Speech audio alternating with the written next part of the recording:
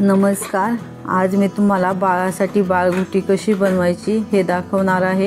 यासाठी लागणारे साहित्य: एक बदाम, एक खारीक, एक अक्रोड, एक जायफळ, सोनं, दूध, सहान.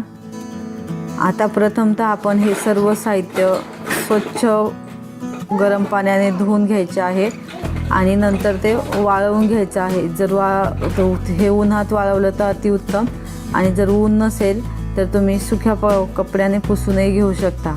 तर आता मी प्रथमतः सहानेवर थोडं दूध घेऊन त्यात खारीक उघळून घेणार आहे. तर ही खारीक आपण सहानेवर असे गोल गोल राऊंड करून उघळायची आहे. खारीक ही थोडी कडक असल्यामुळे खारीक उघळायला थोडा टाईम लागतो.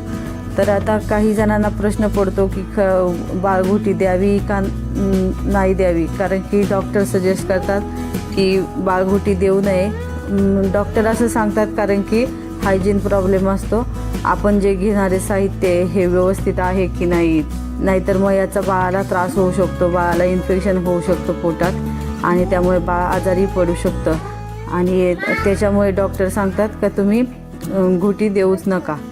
परंतु आपल्या आयुर्वेदामध्ये बाळगुटीचे खूप महत्त्व सांगितले आहे आणि यामुळे बाळाला कुठल्याही प्रकारचे आजार होत नाही. बाळाला सर्दी, खोकला, पोटदुखी, अपचन यासारखे आजार होत नाहीत आणि तसेच बाळाला शांत झोप लागते आणि त्यामुळे बाळाचं वजनही वाढतं आणि बाळाच्या बुद्धीचा चांगला विकासही होतो. तर यामुळे आपण बाळगुटी द्यावी असं माझं पर्सनल मत आहे. मी माझ्या बेबीला बाळगुटी ही 1 महिन्यानंतर स्टार्ट केली. तर तुम्ही पण तुमच्या बाळाला 1 महिन्यानंतर स्टार्ट करू शकता जर तुमचं बाळ हेल्दी असेल तर. नाहीतर मग काही प्रीमॅच्युअर बेबी असतात किंवा काहींचं वेट कमी असतं, तर अशा केसेसमध्ये बाळगुटी स्टार्ट करायला अजून थोड्या दिवसांनी केलंही तरीही चालेल. तर अशा प्रकारे माझी खारीक उघळून झाली आहे. आता मी बदाम उघळणार आहे. खारीक हा कॅल्शियमचा चांगला सोर्स असतो आणि खारीक ही गोड असल्यामुळे आपल्या बाळाच्या घुटीला चव पण येते. त्याच्यामुळे मी खारीक घेतलेली आहे. त्यानंतर बदामाचे तर फायदे सर्वांना माहीतच आहेत. बदामामुळे स्मरणशक्ती वाढण्यास मदत होते, त्याचप्रमाणे बाळाचे वजन वाढण्यासही मदत होते. आता यानंतर मी अक्रोड उघळणार आहे. अक्रोड हा ओमेगा 3 फॅटी ॲसिडचा चांगला सोर्स आहे आणि ओमेगा 3 फॅटी ॲसिड हे बुद्धीच्या विकासासाठी खूप महत्त्वाचे आहे. त्यामुळे मी इथे अक्रोड पण घेतला आहे. अक्रोड हा चवीला थोडा कडू असतो, त्यामुळे तुम्ही अक्रोड हा भिजवून घेतला तर अतिउत्तम, कारण की भिजवलेला अक्रोड हा चवीला थोडा कमी कडू लागतो. सुरुवातीला ह्या गुटीचे प्रमाण हे अगदी थोडे घ्यायचं आहे, अर्धा चमच्यापेक्षाही कमी, कारण की काही बाळ ही गुटी पचवतात आणि काही पचवत नाहीत. तर बाळाच्या क्षमतेनुसार ह्या गुटीचे प्रमाण हे हळूहळू वाढवायचे आहे. तर याचबरोबर मी बाळाला घुटीमध्ये सुवर्णही उघळून देणार आहे. सुवर्णाचे महत्त्व आयुर्वेदात सांगितले आहे.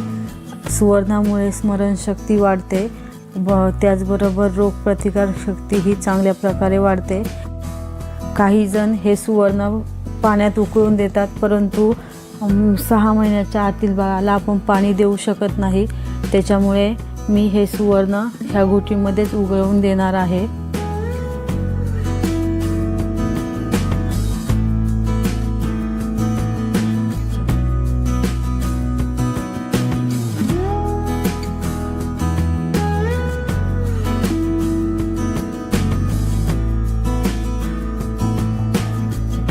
त्याचप्रमाणे मी जायफळही घेतलं आहे.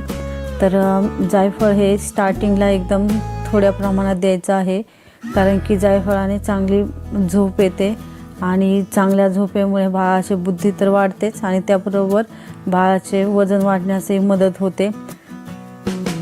सुरुवातीला जायफळाचे प्रमाण हे अगदी थोडे ठेवायचे आहे, जसे की 2 ते 3 वेळे, आणि दिवसेंदिवस हे प्रमाण तुम्ही हळूहळू वाढवू शकता, परंतु 5 ते 10 वेळांपेक्षा जास्त हे प्रमाण द्यायचं नाही आहे.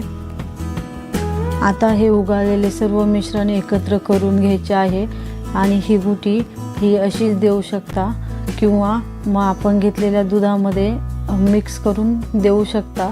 तर गुटी ही तुम्ही सकाळी किंवा संध्याकाळी या दोन्ही वेळापैकी कधीही देऊ शकता। दिवसातून ही गुटी एकदाच द्यायची आहे। अशी ही आवश्यक आणि अगदी सहजपणे घरात उपलब्ध होणाऱ्या घटकांनी बनलेली गुटी ही तुम्ही घरी नक्की ट्राय करा आणि तुमच्या बाळाला द्या आणि तुमचे अभिप्राय मला कमेंटमध्ये कळवा। व्हिडिओ आवडला असेल तर लाईक करा, शेअर करा आणि सबस्क्राईब करा। धन्यवाद।